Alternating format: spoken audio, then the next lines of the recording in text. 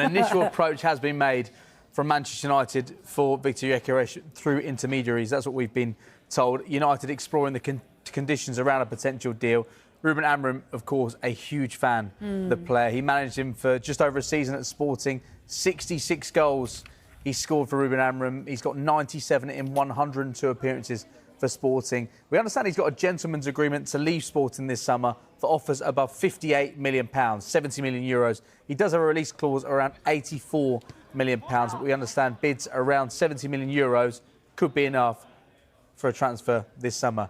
Now, United are in the market for a striker this summer, regardless of the situation around Rasmus Højlund. He spoke over the weekend and said he's not considering leaving.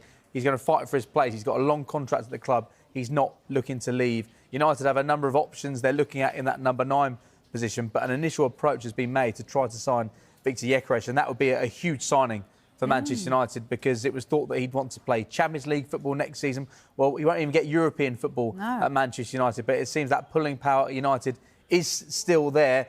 A lot of people will ask when we talk about Manchester United, how are they affording to sign the likes of Matheus Cunha, Bryan Mbeumo and Viktor Gyökeres in the same window, considering where they finished in the Premier League, considering they've got no European football? Well, clearly there is going to be a big focus on departures at United as well this summer. Marcus Rashford, Jadon Sancho, Antony, Alejandro Garnacho, offers are expected for those players. Nothing formal at this moment in time, but United are looking for permanent sales in this window to help them restructure and evolve this squad, which is in need of real repair for United to get back to a position where they're fighting for major honours again.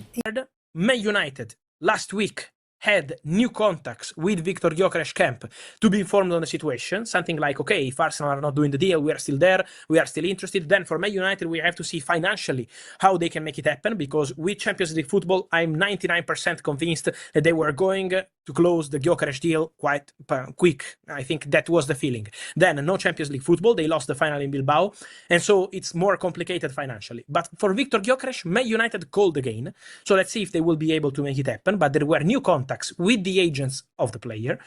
Then for Viktor Gyökeres, calls also from Italy. I can tell you that Juventus, with the old director Cristiano Giuntoli, and even now with the new director Comolli, with Giorgio Chiellini, also had some contacts over the weekend to be informed on the Gyökeres deal. Then we know for Italian clubs to do this kind of deal is complicated financially, so it's not easy. I'm not saying that Gyökeres is going to Juventus, but I can guarantee that Juventus called over the weekend to be informed on the Viktor Gyökeres situation. Then let's see what's going to happen there with Man United, with Juventus, and also with Al Hilal, because Al Hilal are still dreaming of Victor Osimhen. He said no yesterday. Al Hilal will try till the very end to change his mind. In case this can't happen, they are contacting several strikers. Among these strikers, there is also Viktor Gyökeres. What I'm hearing is that it's not a priority for the player to accept that proposal, but Al Hilal could pay really big money. So let's see what happens also with Al Hilal.